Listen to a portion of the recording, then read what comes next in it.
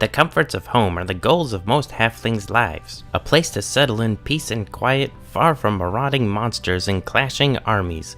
A blazing fire and a generous meal. Fine drink and fine conversation. Though some halflings live out their days in remote agricultural communities, others form nomadic bands that travel constantly, lured by the open road and the wide horizon to discover the wonders of new lands and peoples. But even these wanderers love peace, food, hearth, and home, though home might be a wagon jostling along a dirt road or a raft floating downriver. The diminutive halflings survive in a world full of larger creatures by avoiding notice or, barring that, avoiding offense. Standing about 3 feet tall, they appear relatively harmless and so have managed to survive for centuries in the shadow of empires and on the edges of wars and political strife. They are inclined to be stout, weighing between 40 and 45 pounds.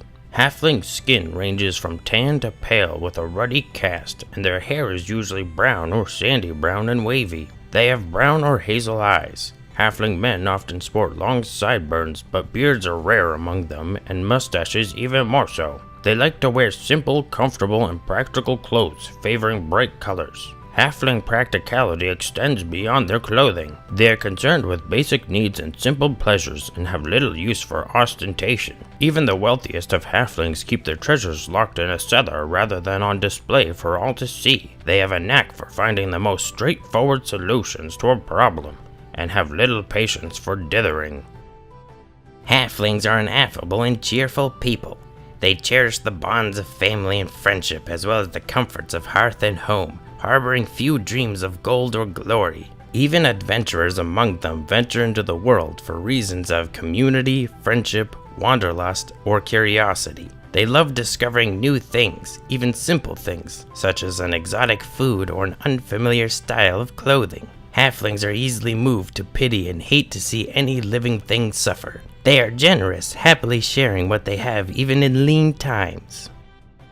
Halflings are adept at fitting into a community of humans, dwarves, or elves, making themselves valuable and welcome. Their combination of their inherent stealth and their unassuming nature helps halflings to avoid unwanted attention. Halflings work readily with others, and they are loyal to their friends, whether halfling or otherwise. They can display remarkable ferocity when their friends, families, or communities are threatened.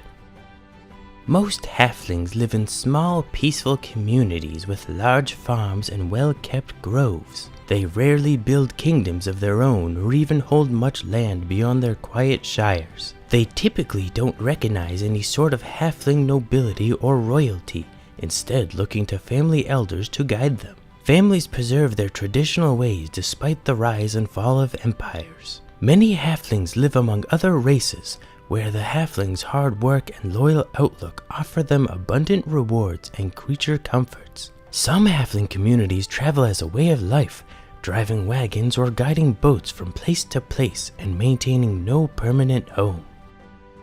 Halflings usually set out on the adventurer's path to defend their communities, support their friends, or explore a wide and wonder-filled world. For them, adventuring is less a career than an opportunity or sometimes a necessity.